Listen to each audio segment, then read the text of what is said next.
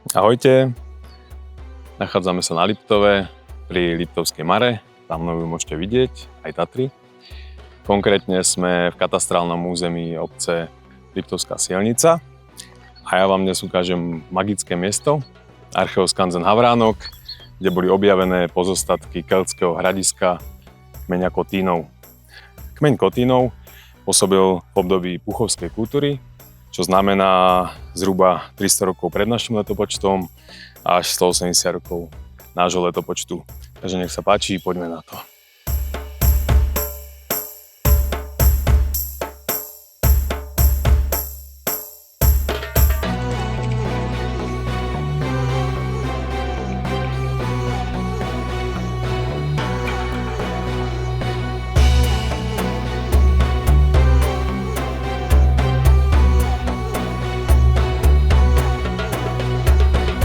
Takže sme na mieste a môžeme si povedať niečo o samotnom vzniku archeoskanzenu Havránok.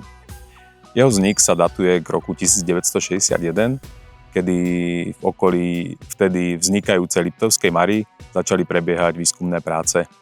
Už v roku 1967 bol vyhlásený za národnú kultúrnu pamiatku. V 80. a 90. rokoch začali prebiehať prvé práce na tvorbe rekonštrukcií pôvodného osídlenia, a v roku 1991 bol prehodnotený ako keby status národnej kultúrnej pamiatky, bol potvrdený, rozšírená jeho ochrana a zároveň v tom istom roku bol odovzdaný tento archeoskanzen do užívania širokej turistickej verejnosti. Za mnou môžete vidieť rekonštrukciu dvorca z obdobia mladšej doby železnej, to znamená 3. až 1. storočie pred našim letopočtom. Poďme sa pozrieť bližšie donútra. V tejto rekonštrukcii si viete veľmi dobre pozrieť a predstaviť, ako sa žilo pred zhruba 2000 rokmi v takejto keľtskej osade. V rámci rekonštrukcie nájdete hlavnú dvojpriestorovú obytnú budovu, ale viete tu nájsť aj studňu, hrnčiarsku dielňu alebo priestory pre užitkové zvieratá.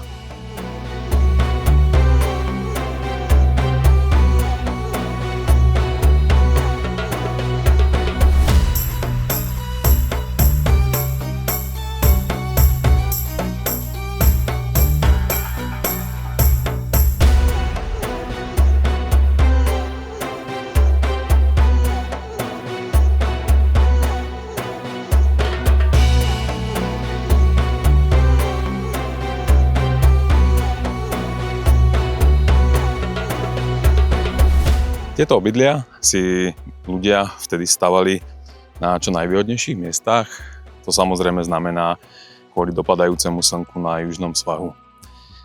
Počas svojej existencie hradisko bolo aj poškodené, aj zničené čiastočne a potom ľudia mali potrebu posúvať tie príbytky samozrejme ideálne priamo do hradiska alebo čo najbližšie ku palisádam. Keďže miestny kopec je strmý, stávali si tieto obydlia na tzv. Terasách, kde si vyrovnali terén, aby mohli vlastne tie príbytky vôbec postaviť. My už teraz stúpame ku samotnému hradisku a ku Zlatému klincu možno, ku svätyni, ktorá tu bola objavená.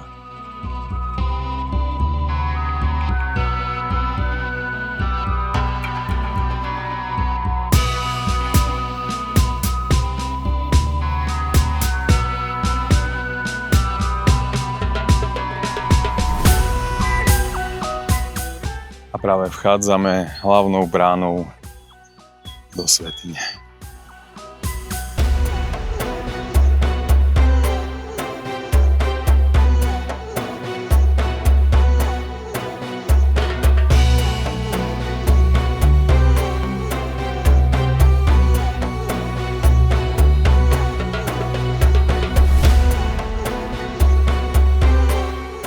Nachádzame sa v keľtskej svätyni, v posvätnom keľtskom mieste.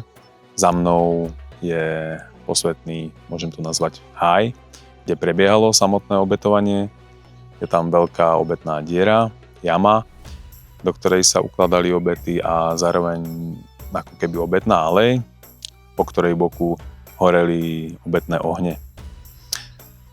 Keľti obetovali predovšetkým plodiny a zvieratá, a keďže sa jednalo o tzv. Podsvetné kulty, takže boli zväčša zamerané na privolanie dobrej úrody a plodnosti. Sú doložené aj ľudské obety, avšak ich počet je veľmi malý, myslím do 10 ľudí, ktorí tu boli obetovaní. A keď si predstavíme, že kultúra, ktorá tu bola, tu prebývala niekoľko 100 rokov, tak je to veľmi malý počet. To znamená, že tie ľudské obety neboli určite na pravidelnej báze, ale skôr pri výnimočných nejakých situáciách. Niektorí z obetovaných ľudí nesú potom znaky mučenia. To znamená, nesú znaky lámania kostí, rezania, štvrtenia a to zaživa. Podľa niektorých teórií druidi využívali agóniu takto obetovaných ľudí na veštenie, ale je to samozrejme teória. Zánik samotného hradiska datujeme približne na prelom letopočtov. Bol pravdepodobne pozvolný a jeho hlavnými príčinami bol samotný odchod keltských kmeňov, asimilácia s miestnym obyvateľstvom ostatným a príchod germánskych kmeňov, napríklad kvádov. História hradiska čiastočne pokračuje až do 2. storočia nášho letopočtu, kedy nemáme síce dôkazy o trvalom osídlení, ale máme dôkazy o prechodných osídleniach pravdepodobne migrujúcich skupín. Ku ďalšiemu využitiu tohoto vrchu došlo medzi 12. a 15. storočím, kedy tu bol vybudovaný zemepanský hrádok. Ten v procese počas aj vyhorel, ale bol znovu vybudovaný. V jeho priestoroch sa nachádzala obytná hradná väža a vydlaždené nádvorie a zároveň aj cisterna. Chránený bol zemným valom, kolovou hradbou a pravdepodobne trním vypletanou palisádou. Som rád, že som vám mohol ukázať toto zaujímavé miesto. Ak sa vám video páčilo, ako vždy, dajte like, odber a vidíme sa na budúce.